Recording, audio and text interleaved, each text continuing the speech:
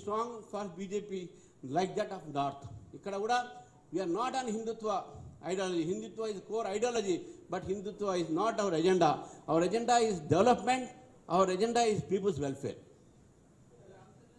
Yeah, one minute, Ramesh. Good morning, sir. CM Revanth Reddy గారు అంటున్నారు మీరు బీఆర్ఎస్తో కలిసి పనిచేస్తున్నారు. నిన్న కేటీఆర్ గారు అన్నారు మీరు రేవంత్ రెడ్డి గారు మీరు కలిసి పనిచేస్తున్నారని.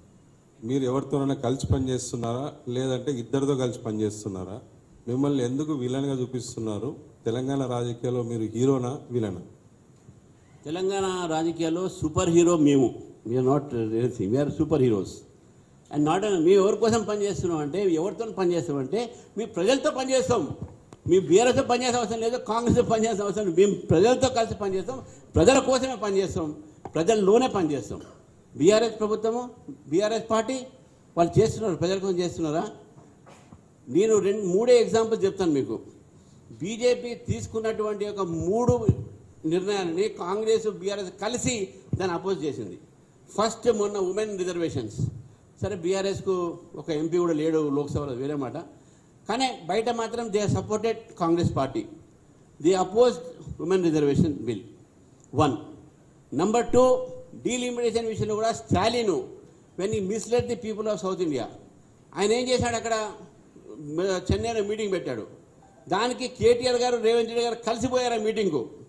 ఇది 2. 1 నేషన్ 1 ఎలక్షన్స్కు ఇద్దరు అపోజ్ చేశారు. 3rd, ఎస్ఐఆర్ ఇద్దరు అపోజ్. ఇప్పుడు సుప్రీంకోర్టు చీవాట్లు పెట్టిన కలిసి పనిచేస్తారు కదా కలిసి, కానీ ఎస్ఐఆర్ అన్ని అంశాలపైన బీజేపీకి వ్యతిరేకంగా వాళ్ళు ఇద్దరే ఉన్నారు కదా. What more example you need that they both are one against BJP. కాబట్టి బీజేపీకు వ్యతిరేకంగానే ఈ 2 పార్టీలు పనిచేస్తాయి. రేపు బీజేపీని వ్యతిరేకించాలని 2 పార్టీలు కలిసి వస్తాయి. ఈరోజు మమ్మల్ని భూతం కింద చూపెడుతున్నారు, కానీ అసలు భూతాలు వాళ్ళు వీళ్ళిద్దరూ. మేము అసలు సూపర్ హీరోస్ తెలంగాణలో. Surekha, we start with, then we come to you.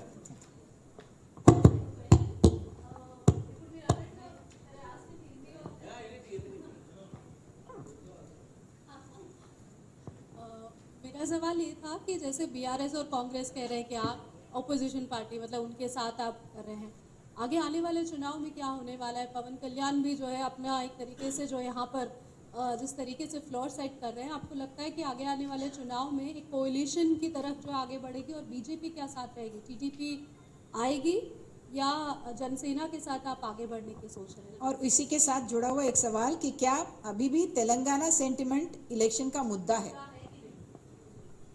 ఇది తెలుగులో చెప్పేస్తాను. బికాజ్ ఈ 2 పార్టీలు కూడా